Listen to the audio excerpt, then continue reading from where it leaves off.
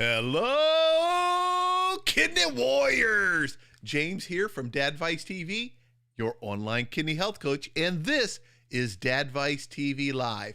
Now, for those of you who are here for the first time, welcome. It is fantastic to have you here in our very helpful, science-based community where we talk about kidney disease to help you become more aware of it and understand how nutrition and life choices impact your overall health, which also is part of your kidney health. Now, we're getting close to the end of the year. 2022, oh my goodness, is just around the corner. So today we are going to talk about things that you can be doing, New Year's resolutions to help extend your life, to live a better life, to feel better, to have more energy, and all of that. Now, to give us all these great tips, you know who we got here tonight?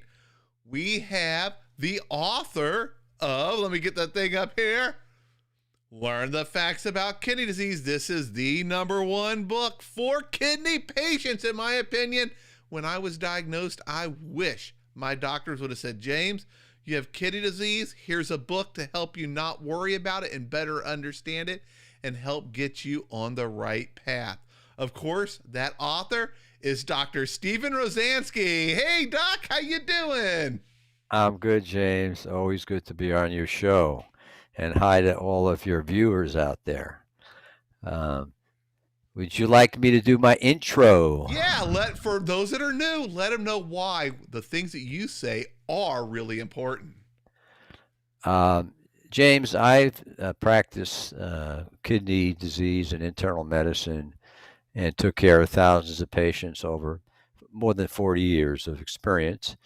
I'm retired now, but I still go to the free clinic. I went there today, and actually one of my free clinic patients may be on tonight. And I have done not only an enormous amount of patient care, but I've also done a good bit of research, published extensively, and have been recognized for my contributions to kidney disease, especially the areas of when to start dialysis and the issue of what affects changes of kidney function over time. I decided to write a book for you folks because I realized that a lot of the information wasn't getting to the patients. And I am a big believer in shared decision making.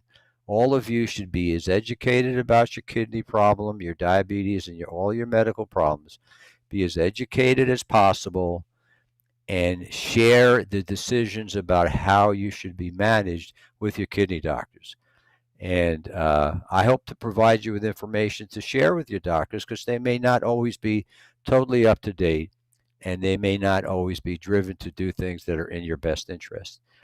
And tonight, I decided to, as James said, give you some New Year's resolutions, things that you hopefully will, set as goals for the 2022. Wow, I can't know, say it. 2022. 2022 doesn't roll off my tongue.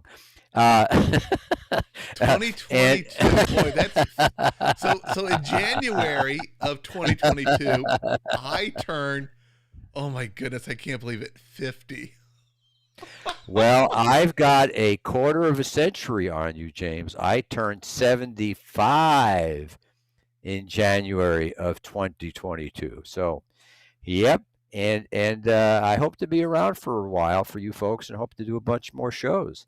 So in addition to telling you things that you may have heard, but worth repeating, that should be part of your New Year's resolutions to help you live longer, I'm going to touch on a couple of real important things. Briefly, COVID, and a little bit more extensively, insurance, because in the United States, we do not have the benefit of national health insurance, which lots of you folks have in Canada and most of Europe. And it's a real mess. So let's start out with COVID. Let's hope that we will be rid of this subject by the end of next year. It's not going away anytime soon, but my guess is by the end of 2022, we will have this thing under control. The bottom line is, you hear it over and over and over and over again, get the vaccine. Don't believe the woo-woo, the hype, the nonsense from all of these idiots that are posting stuff, including people that are news broadcasters. They have no reason that they should be commenting on science because they don't know what they're talking about. One of them, who happened to be on Fox, was saying that, hey, if you take COVID, you're going to die sooner than people who don't take the COVID vaccine. Absolutely the opposite. People, and this has been studied, people that took the vaccine live longer than people that didn't take the vaccine. The vaccine is safe. It is effective. Get your kids vaccinated. God forbid we lose any of these young kids. And these vaccines, the kids do well. Some of us have had some side effects, but kids tend to have almost no problem at all with the side effects. My kids were perfect, both of their shots. I've got both of my original ones and a booster already. And that's the thing. It's really, the term booster should not be used. Bottom line is, this is a new vaccine, and we really didn't know how many shots. Polio vaccine, those of you who are old know you got the polio, you had to get 3 doses. Well, guess what? This is a 3-dose vaccine. So that's the bottom line. And you as a kidney patient, you as a diabetic patient, if you've got any other what they call comorbidity, you are at a much higher risk of dying if you get COVID. People of different races are at higher risk of dying. So please don't believe the nonsense. Trust the information that's being given by folks like me. The scientists have been great. We've been out there working overtime. The doctors are working overtime. We have done a great job.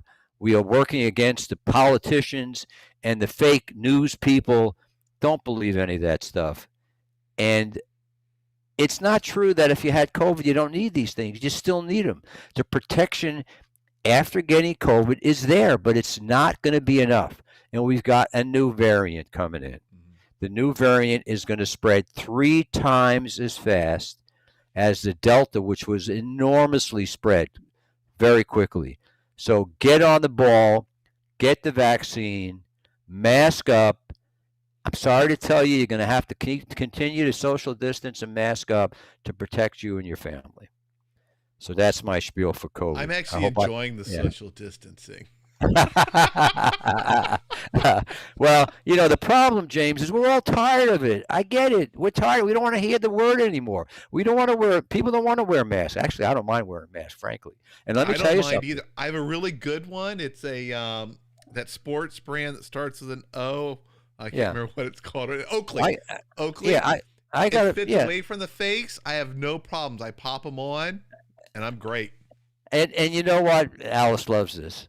I have different colors for whatever outfit I'm wearing, you know, and they're great. There's cheap masks out there. There's so many, you know, the COVID story will hopefully be gone by 2023.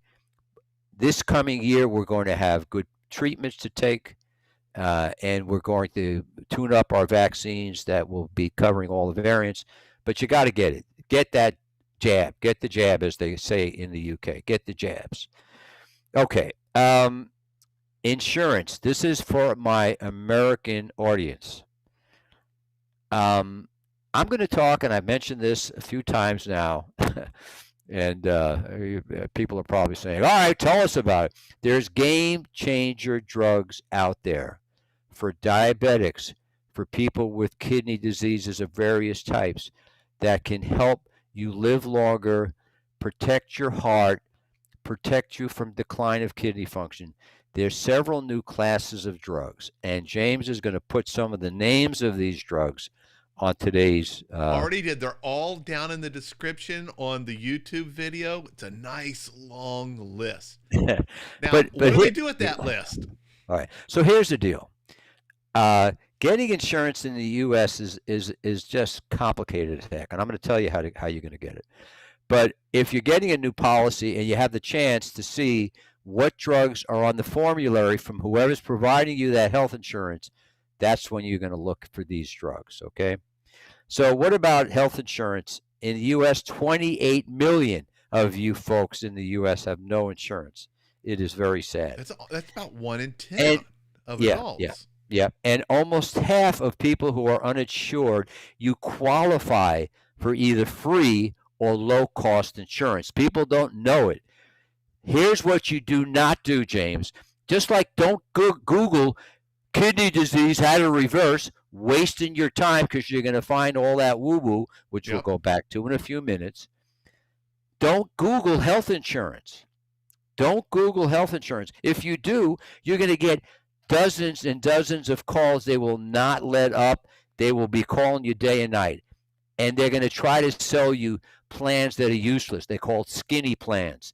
They're not going to be useful plans. They're going to say, don't go for what we have called Obamacare. Don't go for that. They're going to try to sell you something. Steer away from that. Where do you go to get good information? If you happen to be over 65 and you've worked at all, you're going to qualify for Medicare. Medicare.gov. That's all you need to know for the older folks. If you're lucky enough to have a job that provides health insurance, many employers will foot the bill for like 3/4 of the cost. So you're lucky if you're one of those. And the various plans that are available, go to your HR and they'll help you. If you don't have any of these, what do? Listen to this important. And James put it on today's talk. Healthcare.gov. Healthcare.gov. James is going to put it on the link. This is the Obamacare link, which came out in 2014. And everybody said, oh, this is terrible. And the Republicans try to get rid of it. Guess what? It's people love it. People love it. Because it's better than anything we've ever had in this country. I mean, it's not. I mean, we should have Medicare for all, but we're just not going to get it. I mean, that's just so. Healthcare.gov. On healthcare.gov, it'll let you know whether you qualify for Medicaid and tell you where to go. Medicaid are for people with very low incomes, and it'll differ by state to find out if you can qualify for Medicaid. Now, when you get on healthcare.gov, there's something called Navigator. You'll put in your zip code. Every state has different things. We have such a crazy thing, over 70 different plans. It's a mess. So, but you can get help. There's a navigator that's paid by the government to give you the good information, not this woo-woo on, hey, let me look up insurance. Healthcare.gov if you don't have insurance. There are already 80 million Americans got some part of this Obamacare, and the Biden administration has improved what the Obamacare pays for. Here's an important thing, and the reason why I put it on tonight's show: January 15th is your deadline. Get on it. You have up until the open enrollment was from November 15th until January 15th. Get on it. Medicaid, you can enroll anytime. Let me just talk about a couple of terms. I'm not an expert on health insurance, but these are some things you need to know. An HMO, a group of doctors, it's probably a lower cost plan, but you can only go to those doctors in a health maintenance organization. A PPO has a larger group of doctors. You have more choice of doctors, but it's more expensive plan. There's cost sharing on any of these plans. The type of cost sharing is something called deductible. What does deductible mean? You're going to have to reach a certain cap before the insurance will pay the rest of your bills. The cap could be a couple $1,000 in a year, but then they pay everything. There's also something called copay, which is what you have to pay when you go to a doctor's visit. And depending on the plan, like I said, there's tons of plans. It's just really complicated, and you'll need some help navigating what's best. Basic plans are going to have a lower monthly payment, but you're going to have a higher deductible and a higher copay. James, you got any questions? Anything you want to say about health insurance before Actually, we go on to healthy behaviors? About the medication. Yeah. Someone asked, are those available in Canada or are those U.S. only? No. All of these drugs are available around the world. As I was telling James, and the problem with the pharmaceutical industry is they're out of control. The prices are out of control. If you happen to be in a country outside the U.S., whether it's UK, whether it's Canada, whether it's a European country, where you have your own insurance plans, socialized medicine, they call it, you will have various of these drugs available on a formulary, and it's going to be a lot cheaper or free compared to what it is in the U.S. The reason why I'm putting the names of these drugs out there is that they are very expensive. And if you have a chance to get a policy that's going to make these drugs available, it would be worth your time. And again, we'll talk about the drugs in 2022. Yeah, and speaking of the pricing, I was just reading an article today on Yahoo about the cost of insulin and why it's so expensive, and how they have these rebates that go to the pharmaceutical company, or the pharmaceutical companies give, the distributors, and we, the patients, end up overpaying because of it. I'm not going to get into politics, but I'll just mention one thing that I just found out. One of the senators that's giving a hard time to the Democrats has a daughter who actually is involved in a company that is selling insulin. Okay. Oh. It is a shame that we have lobbyists, and I don't get it. We all want lower drug prices, but people have to insist on getting it from their politicians. No more politics. Okay. I thought you were going to say there is a senator who's discovered this issue with the cost of insulin, and he has a bill trying to get to cap insulin costs. Oh yeah. And that's hopefully going to come out if we ever get this Build Back Better thing. But we've got one of the Democratic senators is the one I mentioned who's not cooperating with that legislation. No more politics. Okay. Health, that's the third rail, right? Yeah. It's a shame. It really is a shame. And unfortunately, the vaccine has been politicized. And and the other thing I've learned I've had many African American friends and colleagues. African Americans don't trust the healthcare system, and it's hard to convince them that they must, and because there's been bad history. But please take the COVID vaccine. Okay, New Year's resolutions. What are we going to do for the healthy lifestyle, healthy behaviors? Okay, first, before we get into anything, the lifestyle. Good lifestyle is over half of what you're going to do, whether various kinds of medication and stuff. You can do much more with the lifestyle than you can do with any other treatments or medications or what have you. A lot of your life expectancy is going to depend on taking on these lifestyles. And all of these lifestyle issues we're going to discuss will decrease your risk of death. The more you take on, the more you chance of living longer and healthier and happier. It's something called a dose response, meaning a low dose, you still get some response. As you increase the dose of exercise, you get more of a response. So don't be discouraged that you can only do low amounts of exercise. It's going to benefit you. Before we get into exercise, one thing we haven't talked much about, James, is stress and worry. Oh, that's always the very first topic my doctor asked me about. How are things going with work, with life, with the family? Wow. That's number one. Always you've got a good doctor, James. Most doctors are either he's just like you. Most doctors are either too busy or just don't have the right focus. They don't have that focus. And worry will obviously raise your blood pressure and will make a lot of health issues a lot worse. Let me take away some worry, as we've talked about many times.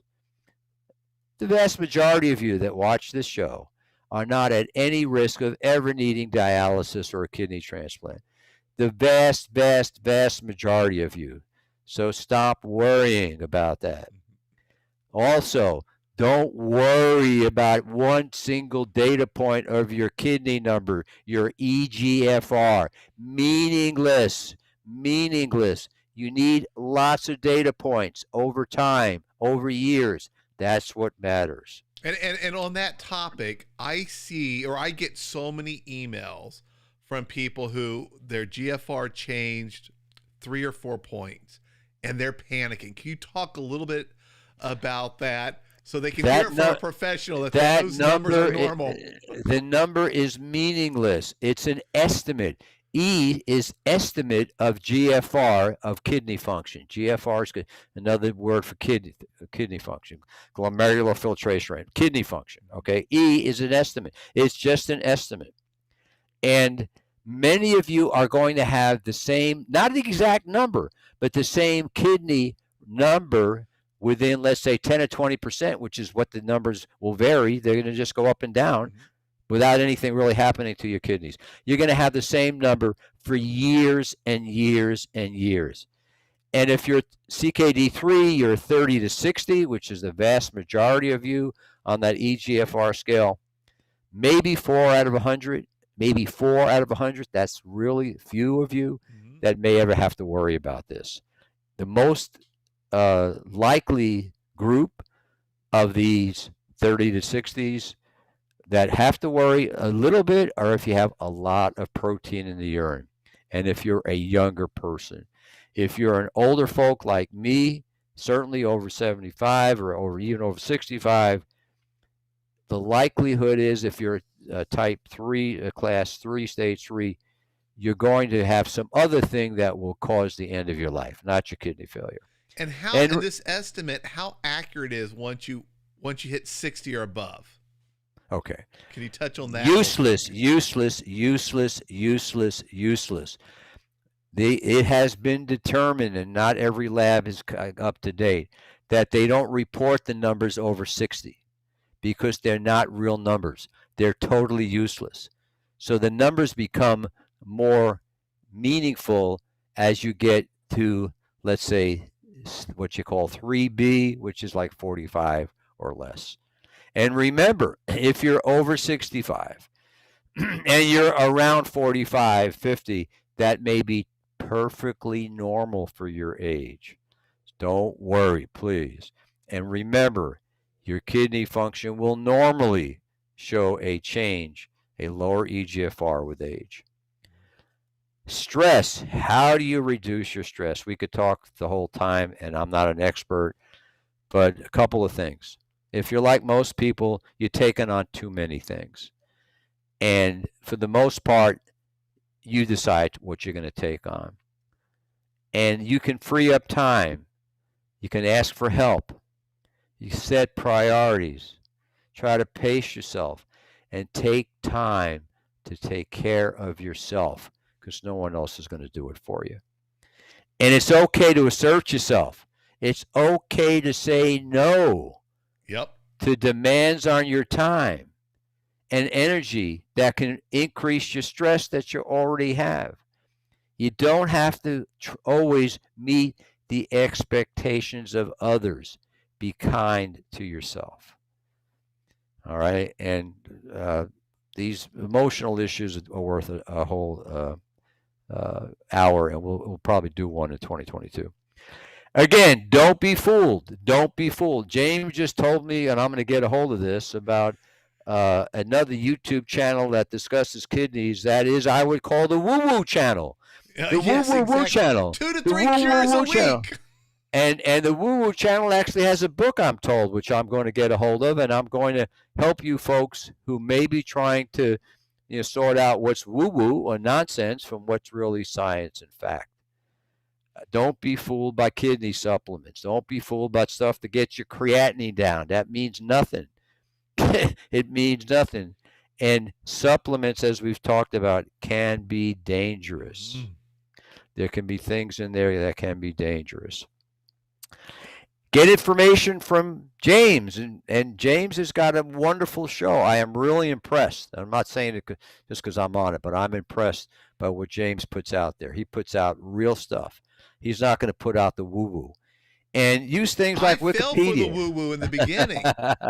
And I learned my lesson. And my doctor was like, stop that. And then what I started doing is reaching out to professionals like you to come on here and talk about stuff. So what's the most important New Year's resolution? James knows this.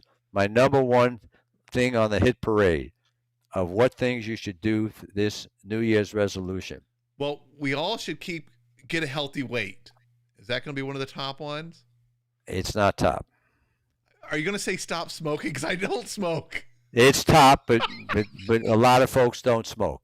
So that's not going to be the number one. What's my number one on the hit parade? I'm not sure. We got to protect our heart. How do you do it? Manage our blood pressure. Eat a How do healthy, you do that? healthy diet. What something that will help all of the things you just mentioned. I can't remember. Exercise. Exercise. Exercise. Exercise is free, and it is by far the most important New Year's resolution you can take on. It will help you reduce the stress that we just talked about without drinking the booze, without smoking the cigarettes, without taking drugs.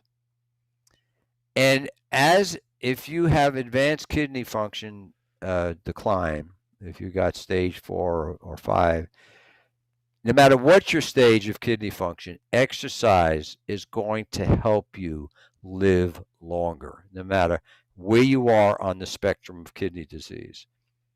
And as I said, exercise is a dose-dependent effect. You do a little, you get some. You do more, you get more.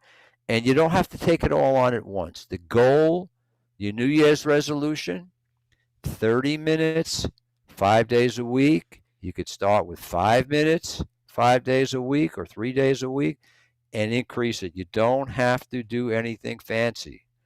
You can just take walks around your block.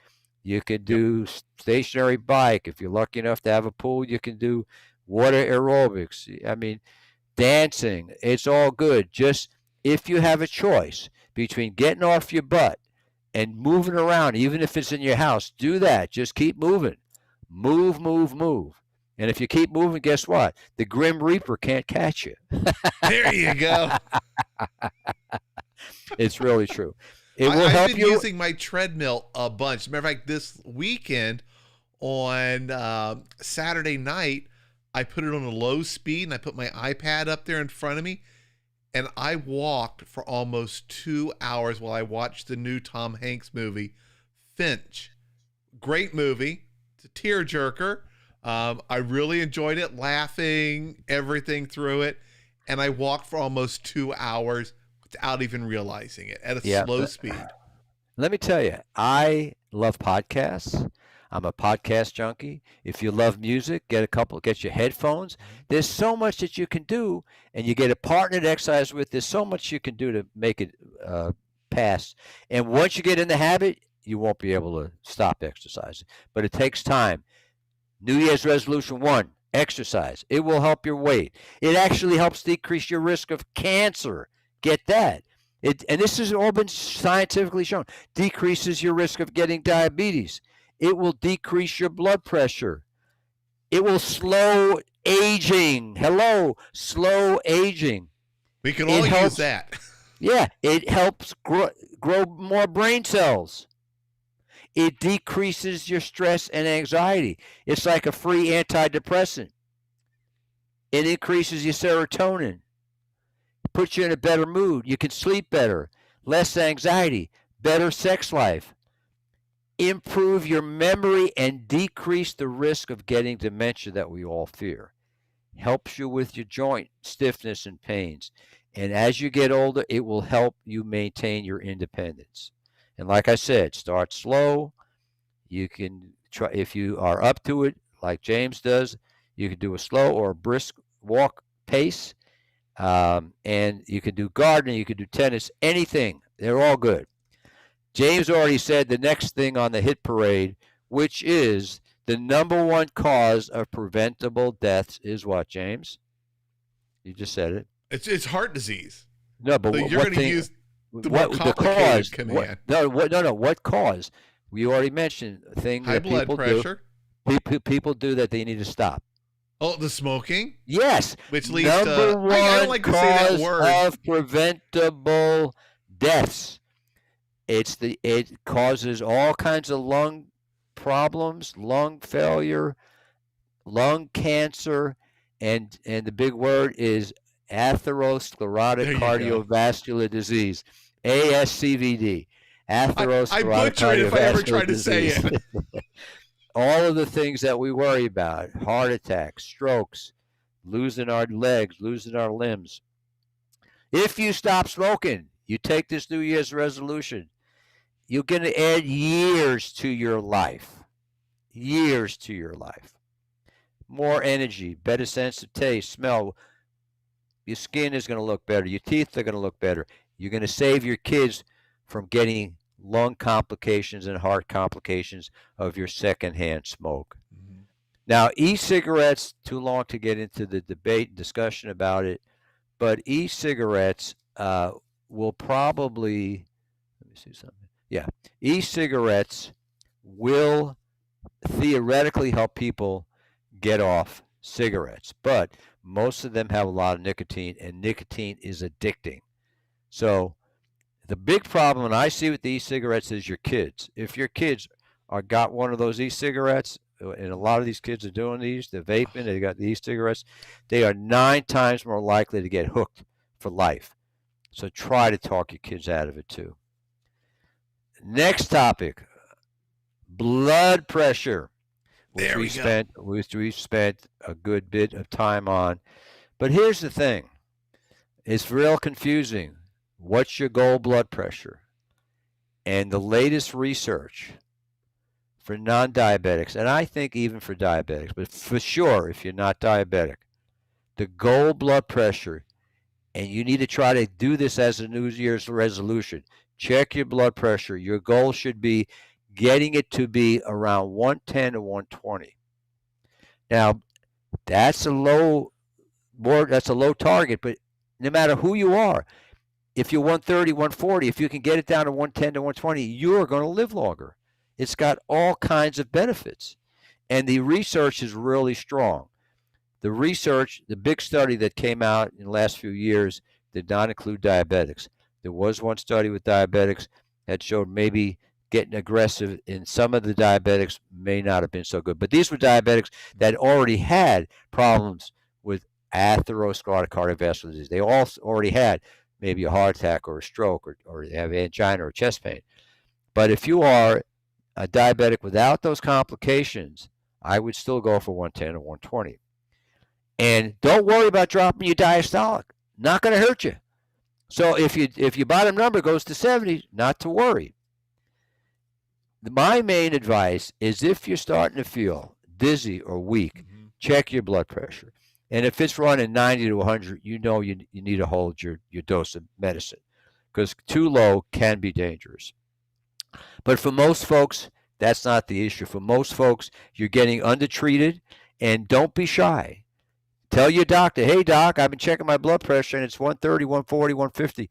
And I've been listening to these talks by this doctor on Dadvice TV, and he said the new goal should be about 110 to 120. Give me some more medicine. What can you give me? Make sure I'm on a water pill. Don't be shy. Don't be shy. This is a joint deal. You and your doctor. You need to be involved. Yeah, because they only see it when you go in that one time they take it every, however often you visit, 3 months, 6 months. And the thing is, a lot of doctors are used to old school. They don't know that there's an enormous amount of data now showing that we were not treating blood pressure, no matter what your age. People say, hey, if you're 70, 80, 90, we don't want to lower it below 180. I remember I was letting people be 180. Insane. Oh. No matter what your age, go 110 to 120. It's going to decrease your risk of these heart complications, the stroke complications. It'll actually decrease your risk of dementia. And it's probably a better thing to slow Alzheimer's than this fancy drug that just got released that costs, tens of thousands of dollars. Blood pressure reduce. Get your goal. Get to your goal. And get your doctor to know that I'm not happy. You're not treating me well enough. And what more can I get? And a lot of folks may need 2 or 3 different medicines, especially if you got stage 4 CKD. As your kidney function gets worse. Collection of pills I take each day. As your kidney function gets worse, it's likely that you're going to need At least two, well, probably three, because so you got a blood pressure pill and a water pill. That's two right there. And then additional medicines to get you under control. Now, if someone has any side effects that they don't like of their blood pressure meds, what should they do? Tell your doctor there are different medicines to use, all kinds of different medicines to use. I'm not going to get into medicines tonight because we don't have enough time, but lots and lots of different medicines to choose from, and your doctor should be aware of it. We'll spend a little bit of time with what people focus on more than anything else, which is, to me, lower on the list of what you need to do for your new year. I think diet's important, but it's not as important as the other things that I mentioned, the exercise and getting your stress down and getting your blood pressure to go. Diet is important, but remember, don't be fooled by all of these books and people that are saying, oh, you need to be on low protein. Nonsense. Nonsense. Protein is important for you. You need to be on what we've talked about many times, plant-based diet, lots of fruits and vegetables, lots of whole foods, lots of fiber, and you can, new recommendations from the American Heart, you can have about 1/3 of your calories of good fats like nuts and avocados and what do you call, what's the healthy oil, James? Avocado oil Yeah. and extra virgin olive oil. Olive oil, any kind of, you don't have to be a virgin. We're not looking for virgins. Any kind of olive oil. Stay away from the tropical plant, coconut oils and stuff. Try to decrease the fast foods. Get rid of the sodas. Make a resolution to stop drinking those sodas. Useless, dangerous, are going to give you diabetes. Try not to eat things with added sugar and corn syrup. Try to decrease the sodium and salt in your diet. It's worthwhile to get down to 2 grams of sodium or 5 grams of salt. And remember, most of the salt is in those pre-packaged foods that you buy. These frozen meals, these pre-packaged foods, they got tons of salt in them. Some of them are shocking. I saw a meal, and it was over 3,000 milligrams. So it was like a day and almost 2 days worth of sodium for me. In one little tiny meal that would not handle me for even a full day. Get used to looking at the labels on the foods you buy. And you don't have to get obsessed with it. You don't have to count calories. If you eat a plant-based diet, control your portions, wait till your stomach is telling you that you're full, eat slowly, chew your food a lot, chew it slowly, take drinks of water in between bites. Don't go for seconds. Don't go for thirds. Listen to your stomach, listen to your body when it's full, and you will lose weight. And by the way, James, the reason why I said weight's not on the top of the list, because even if you are overweight, you're going to get the same benefits from exercise. Even if you have not lost weight, you are going to get the life-extending benefits of exercise regardless of your weight. Try to cut down on the booze. A glass of wine is fine, but booze is going to increase your blood pressure, your heart disease, and your risk of getting strokes. And remember, very low protein is for the rare patient out there. If you're a young patient and you're not diabetic, diabetics should not be on very low protein. Absolutely not. It's dangerous. But if you're young, you have a lot of protein in the urine, your kidney functions is tending to go down, you can try the very low protein. That's the rare case where you may need a very low protein and keto analogs. It's going to be maybe less than 1% of people with CKD.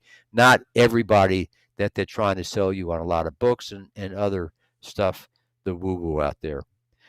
Now, plant-based proteins could be a problem if you are having trouble with potassium, and this would be mostly with CKD5 when you're less than 15 or 20.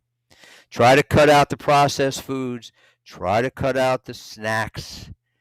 Try to, as we talked about, the plate method, third of the plate fats, third plate protein, third of the plate carbs. The carbs, complex carbs in fruits and vegetables. The last thing, all of you have CKD, especially if you have diabetes and CKD, you should all know your LDL, your bad cholesterol. Your LDL for everyone should be less than 100. If you are diabetic and if you have CKD3B, let's say you're 45 or less on your EGFR, I would go for 60 to 70, real low on the LDL. And there's lots of drugs to get your bad cholesterol down. And the last thing I'm going to mention tonight, and we're going to get to some questions, James, is if you have had a heart attack or a stroke, and if you are diabetic, and some people will say all diabetics, but certainly if you have diabetes and kidney disease, you may be a candidate. So there's two reasons to take low dose aspirin, a baby aspirin. Would be either which is 81 milligrams. You got it, James. That's exactly right. Either you've had a heart attack or a stroke, or you've got trouble with blood vessels in your legs. If you've got heart disease, and you've already had chest pain, angina, you've had stents and stuff like that. If you've got heart disease, low dose aspirin is for sure. That's secondary prevention. You've already got the disease. Primary prevention would be not all of you. Primary prevention, I don't recommend all of you getting low dose aspirin because there's a risk to it. But if you've got diabetes and you've got CKD, especially less than 45, I would say you're a candidate to low dose aspirin. If you've had a heart attack, you should be on beta blockers for at least 2 years to prevent you from dying from another heart attack. So that's just a couple of things to put on your lists for New Year's resolutions. And James, we can answer some questions. Yeah, and as far as those New Year's resolutions go, I started early. My doctor wants me to lose weight, and I'm onto a great track already. We cut sugar, all that corn syrup, all the added sugar. We whoosh cut that way back. Increased exercise. That's pretty much it so far, and it has been great for about 3 weeks now. And what he did was, instead of giving me 90-day prescriptions, he's only giving me 30 days so that I can stay focused and see him again every single month as I get my weight back under control, which we're hoping I can lose enough weight to maybe even cut down on some of my blood pressure medications during 2022. That's our goal. Good for you. Good for you, James. Yeah. All right. So I marked a few of the questions. Do you have them on your side? Do you see the comments on your side too? We've got okay. I'll okay. So Margaret, on the SGLT2s, it's going to be another talk. It's too complicated, but she's asking about who's eligible. I'll tell you, the studies have so far been primarily geared to people that have significant protein in the urine. Okay, so and the EGFR around 25. The studies on people without protein, whether they're going to benefit, are not out yet, but they will be out soon. We do have a question. Junior Photo has asked a couple times, can you talk about hydronephrosis? And I have no clue what that is. Yeah, hydronephrosis basically means that the so if you look at my hand, there's something called a collecting system, and then the ureter So the kidneys around it. And so this part can dilate, can get bigger if it's blocked off. So hydronephrosis is something that urology folks, not nephrology. Nephrology are the kidney medical doctors. Urology are the docs that deal with kidney stones and kidney blockages. Mm-hmm. So Abby says she had protein and then no protein. So here's the deal. Just like your kidney number, your urine protein, especially if it's at a low level, can vary a lot. And if it's at a low level, like let's say less than 30, which would be less than 3 abroad, 30 in the U.S., 3 outside the U.S., these numbers are very low. They're called microalbuminuria. They're probably insignificant. On the other hand, if you have 200 to 300 or 20 to 30, which would be outside the U.S., those levels, and you have 2+, let's say, on dipstick or more, those levels will stay. But Abby, it's not unusual for that protein. You got to have a trend to know if you really got protein in the urine. And very importantly, some of the drugs that are recommended, and we've talked about 2 over and over again, they're called the ACEs and the ARBs. Remember, you look back on some of the talks about ways to slow decline of kidney function.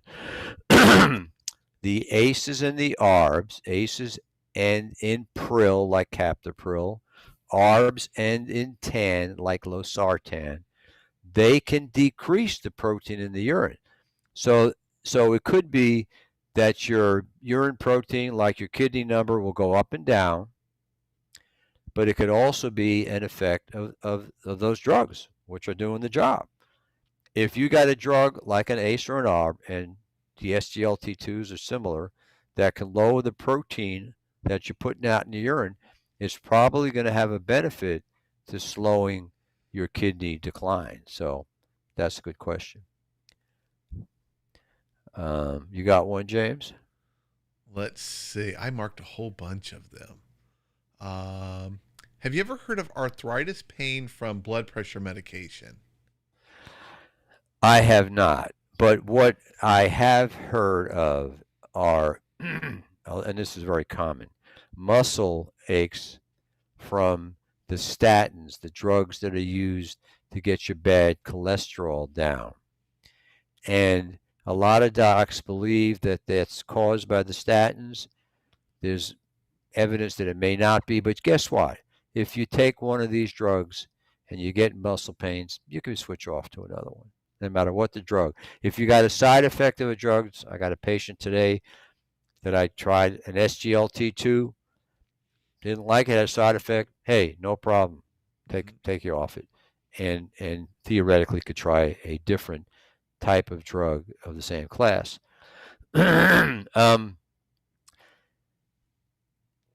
Okay, so look, a couple of COVID questions. I want to just spend a little time. Betty talked about a friend vaccinated and died of COVID. Now, here's what you all need to know.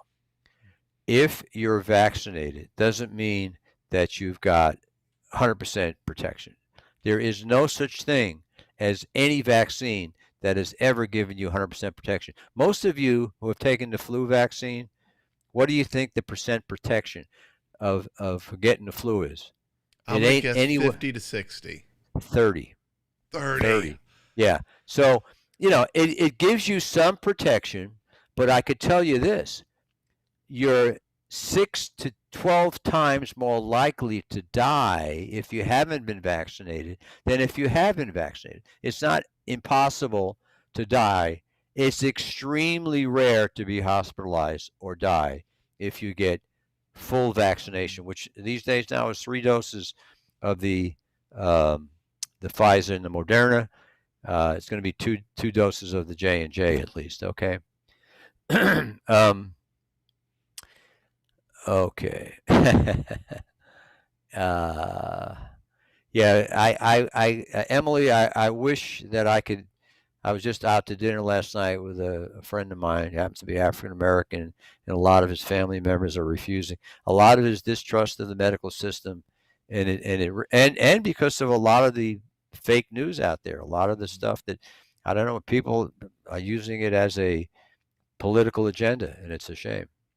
It's costing Uh, people's lives. it absolutely. And yeah, I mean, there's just so many patients that James just told me one before he got on the show. Somebody in his neighborhood Right who here. refused to get vaccinated and is dying as we speak.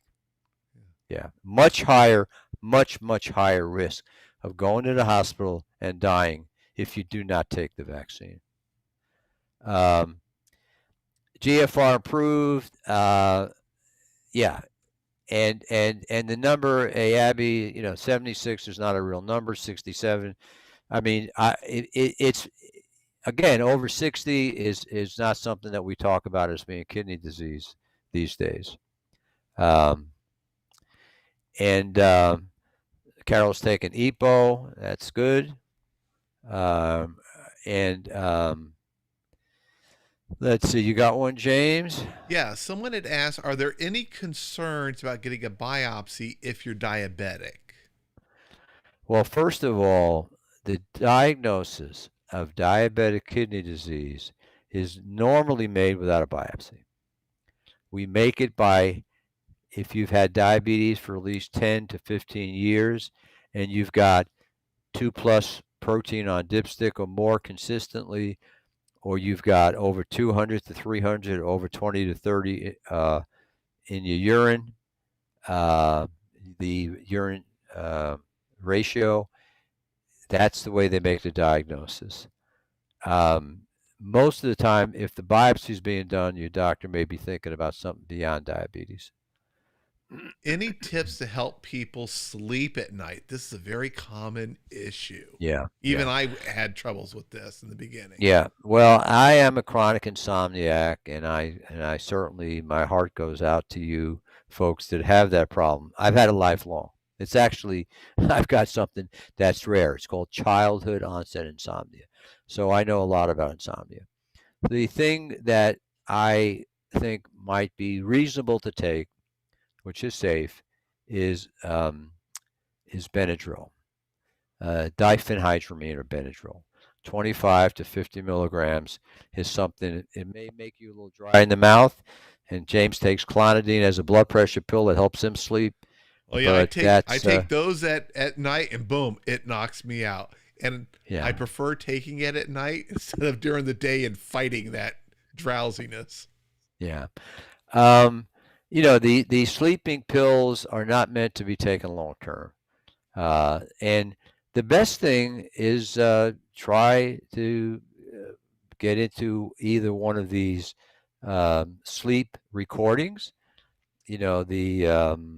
What do you call the sound, the background sounds? The white noise? White noise. It's that, like oceans or rain, that can be very relaxing. And also try meditation. Meditation is definitely a useful thing to take.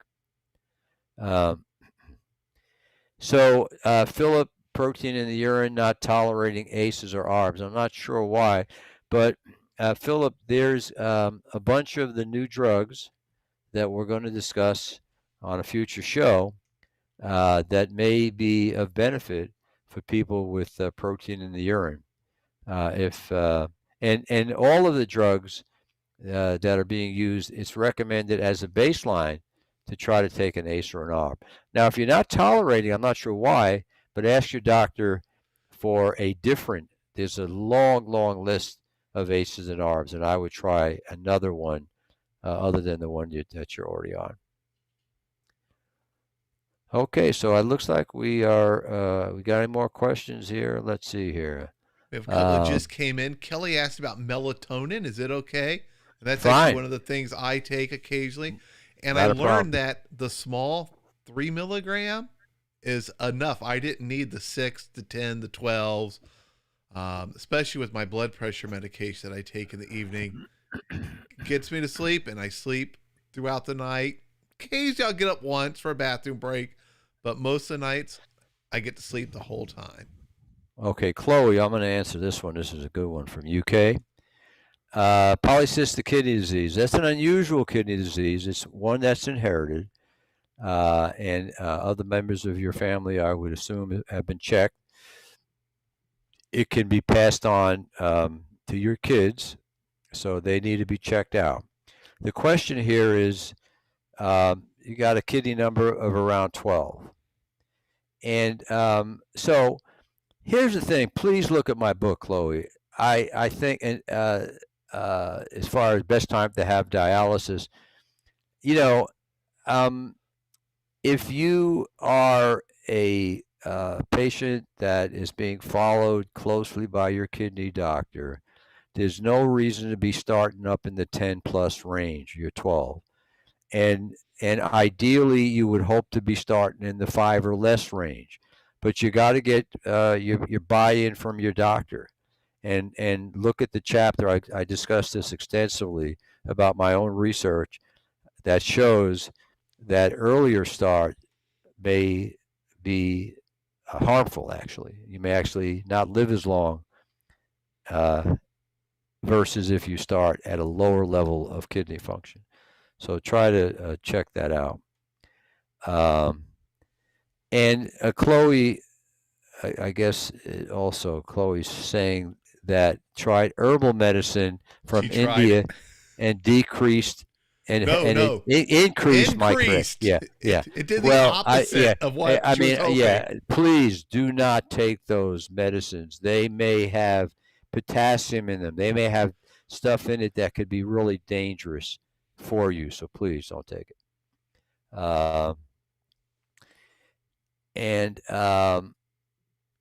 Okay. Yeah. And for everyone there who's watching, Dr. O and I, we get all the comments from YouTube, Facebook, and Twitch, and there's well over 100 of them for us to scroll through. You Jane and Bill, your heart doctor is right. Absolutely right. And it's about exercise and all the benefits. Yep. And Phil, I take statins myself. And some, again, Kelly, the muscle pain, some of them have been associated with it, and you can just switch it. Anxiety is a tough thing, Betty, for sleep. And, try some of that white noise. YouTube has bunches of things that you can try to help you sleep. I actually use it. And you could try Benadryl or diphenhydramine. Here's another question from Jane and Bill, and they are regulars here. Love having them. Do you recommend a 24-hour ambulatory blood pressure test to give a more accurate blood pressure reading? It sounds like they may suffer from white coat syndrome. So here's the thing. I mean, I just listened to a really good talk by a really good heart and blood pressure specialist. And basically, and I've done research on 24-hour blood pressure, and I published some of the original finding, which is just kind of it's called non-dipper. Normally, your blood pressure dips when you go to sleep. So if you're 120 over 80 during the day, you may be 90 to 100 over 60 to 70 at night when you're sleeping. Totally normal. Kidney patients may have the reverse. They may go up during the sleep. So that and so that's called non-dipping. But you don't really need 24-hour blood pressure, because take your blood pressure at home. The blood pressure in the doctor's office is useless. You want your own blood pressure readings, and you need to get the readings, give it to your doctor, and say, hey, doc, I've been checking it. I checked it 5 times this week and 5 times the next week, and here's my average. It's running 140 to 150, and the doc over here said I should be 110 to 120. What can we do about it? So 24-hour blood pressure is rarely indicated, and I'm somebody who did a lot of research on it, so I don't think you really need it. Any last question you want to answer before we end for the evening? Because we are at the top of the hour. Philip has protein in the urine. Okay, so this is a good thing. High GFR protein in the urine. The fact of the matter is that if you've got a GFR over 60, which again, it's not going to be an exact number, but you've got, let's say, 2+ protein in the urine consistently versus somebody who has a GFR of 45 and no protein in the urine, you may be at a higher risk of progressive kidney problems if you're the one with the higher GFR and protein in the urine. So you need to address that and follow that protein in the urine. It tends to be a much more important thing to follow than your kidney number, which everybody gets obsessed with. All right, Doc. Great information, great night, great way to end 2021 as we round the corner and work our way into 2022. Hopefully we get to say goodbye to COVID somewhere during 2022 to where it becomes much minor of a thing. And we can go back to news about celebrities crashing cars and things like that. Yeah. Oh, yeah. Let's hope. Thank you so much. I want to thank everyone who is here watching. This is the last live show for this week. Now, on Monday, I will be having a very special live show with Lisa Baxter, who has polycystic kidney disease, and she's going to talk about how it impacted her life, what she's done with it, and she's an advocate to help others with polycystic kidney disease, otherwise known as PKD, manage it and get the most out of life. And I wish everybody out there a wonderful and safe holiday. All right. And healthy. Yes, and healthy. And healthy. Healthy. Bye, everyone. Okay.